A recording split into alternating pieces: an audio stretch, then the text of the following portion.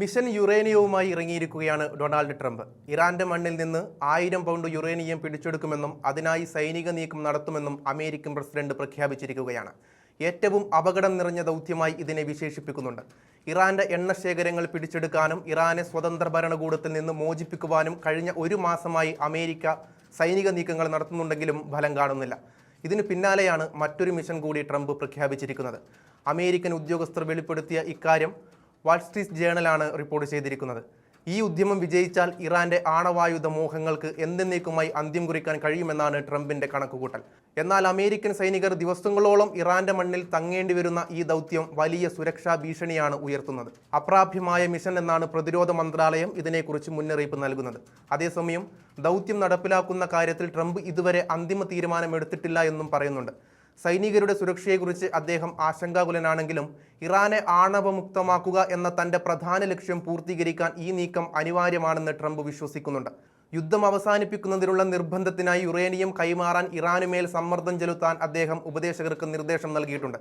സമാധാന ചർച്ചകളിലൂടെ ഇറാൻ ഇത് നൽകാൻ തയ്യാറായില്ലെങ്കിൽ ഫലപ്രയോഗത്തിലൂടെ അത് പിടിച്ചെടുക്കുമെന്ന കർശന നിലപാടിലാണ് ട്രംപ് നിൽക്കുന്നത്. എന്നാൽ തങ്ങളുടെ ധാതുക്കൾ അങ്ങനെ നിർബാധം അമേരിക്കയ്ക്ക് വിട്ടു നൽകില്ലെന്ന് ഇറാൻ കട്ടായം പറയുന്നുണ്ട്. ഇറാൻ അമേരിക്കയുടെ ആവശ്യങ്ങൾ അംഗീകരിക്കണം, ഇല്ലെങ്കിൽ അവർക്ക് ഒരു രാജ്യം തന്നെ അവശേഷിക്കില്ല എന്ന് ട്രംപ് കഴിഞ്ഞ ദിവസം മാധ്യമങ്ങളോട് പറഞ്ഞിരുന്നു.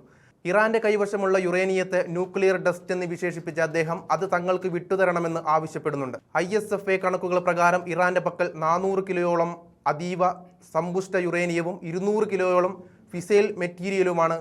ഇവ എളുപ്പത്തിൽ ആണവായുധ ഗ്രേഡിലേക്ക് മാറ്റാൻ സാധിക്കുന്നവയാണ്. ഇസ്ഫഹാനിലെ തുരങ്കങ്ങളിലും നഡാൻസിലുമാണ് ഈ ശേഖരമുള്ളതെന്നാണ് കരുതപ്പെടുന്നത്.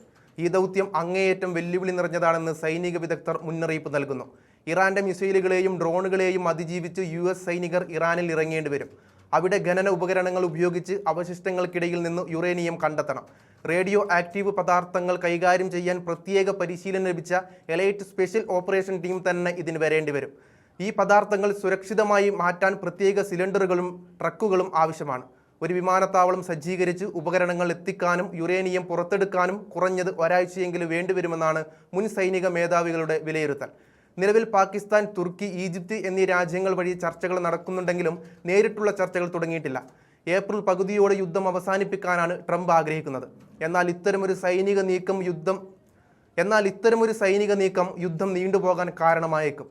US പ്രതിരോധ സെക്രട്ടറി പീറ്റ് ഹെഗ്സെത്തും ഇറാൻ യുറേനിയം സ്വമേധയാ കൈമാറുമെന്ന് പ്രതീക്ഷ പ്രകടിപ്പിക്കുന്നുണ്ട്. എന്നാൽ അതിന് തയ്യാറായില്ലെങ്കിൽ സൈനികമായ നീക്കങ്ങൾ ഉൾപ്പെടെയുള്ള എല്ലാ സാധ്യതകളും അമേരിക്കയുടെ മുന്നിലുണ്ടെന്നും അദ്ദേഹം സൂചിപ്പിക്കുന്നുണ്ട്. യുറേനിയം വിട്ടുകൊടുക്കില്ലെന്ന ഇറാന്റെ പ്രഖ്യാപനം മറ്റൊരു വലിയ യുദ്ധത്തിന്റെ തുടക്കമാണോ എന്ന സംശയവും ഉയർന്നു വരുന്നുണ്ട്. എന്തായാലും ഏപ്രിൽ 2ാം വാരം ഇത് സംബന്ധിച്ച ഔദ്യോഗിക പ്രഖ്യാപനം അമേരിക്കയിൽ നിന്നുണ്ടാകും. ലോകം ആകാംക്ഷയോടെ കാത്തിരിക്കുന്ന വാക്കുകളായിരിക്കും അത്. ലോകത്തിന്റെ ഗതിയെ തന്നെ നിർണ്ണയിക്കാൻ പോകുന്ന തീരുമാനമാണ്